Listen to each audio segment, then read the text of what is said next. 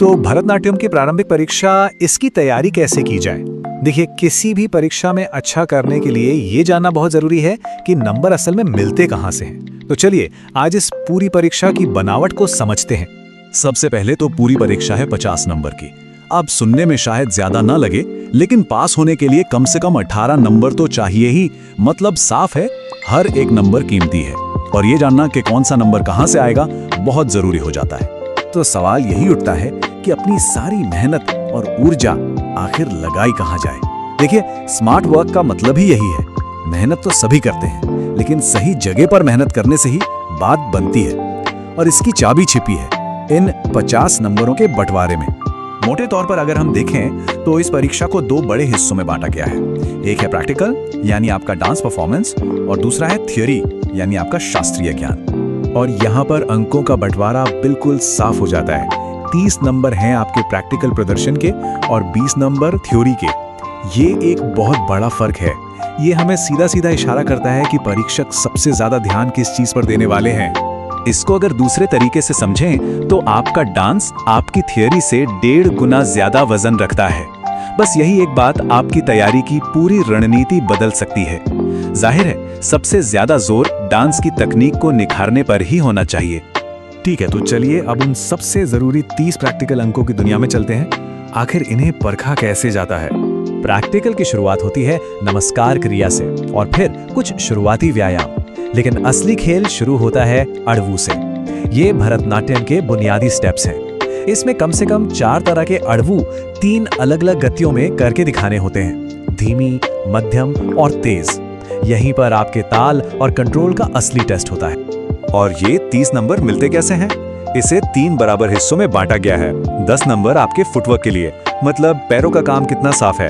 10 number अंग शुद्धि के लिए, यानी आपके पोस्चर और मुद्राएं कितनी सटीक हैं। और 10 नंबर लय के लिए, मतलब किसी भी एक हिस्से में कमजोरी सीधे सीधे आपके स्कोर पर बड़ा असर डाल सकती है।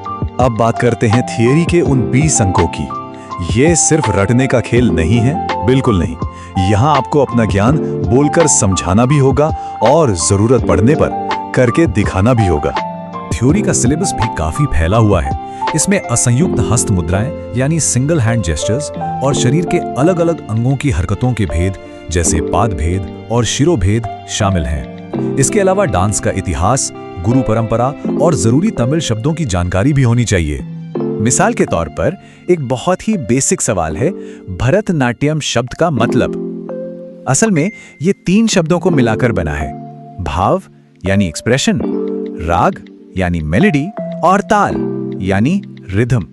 ये एक शब्द ही इस डांस फॉर्म का पूरा सार बता देता है। और यहाँ भी देखिए, थ्योरी के 20 नंबरों को बिल्कुल आधा आधा बांटा गया है।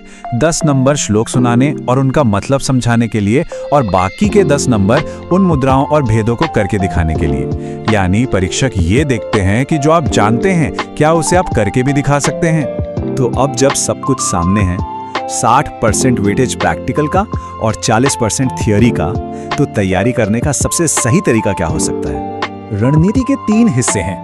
पहला, प्रैक्टिकल को सबसे ज्यादा प्राथमिकता दीजिए। सबसे ज्यादा नंबर वही हैं। अपने फुटवर्क, अंग शुद्धि और लय को मजबूत कीजिए। दूसरा, थ्योरी में एक बैलेंस बनाइए। श्लोक याद करने और मुद्राएं प्रैक्टिस करने में बराबर समय दीजिए। और तीसरा, इन दोनों को जोड़कर देखिए। ये समझिए कि ताल जैसा थ्योरी का कॉन्सेप्ट आपके डांस की लय को कैसे बेहतर बनाता है। आखिर में कामयाबी सब कुछ जानने में नहीं है, बल्कि उस चीज में महारत हासिल करने में है जो सबसे ज्यादा मायने रखती है। इस परीक्षा के लिए इसका सीधा मतलब है प्रैक्टिकल परफॉर्मेंस पर फोकस करना, क्योंकि वहीं से स्कोर दूसरों से अलग हो सकता है। तो अब जब तैयारी शुरू करनी है तो बस एक सवाल मन में रखना है, क्या 60% समय प्रैक्टिकल पर और 40% थ्योरी पर लग रहा है? अपनी मेहनत को अंकों के वजन के हिसाब से बांटना ही शायद कामयाबी की तरफ आपका पहला और सबसे जरूरी कदम हो सकता है।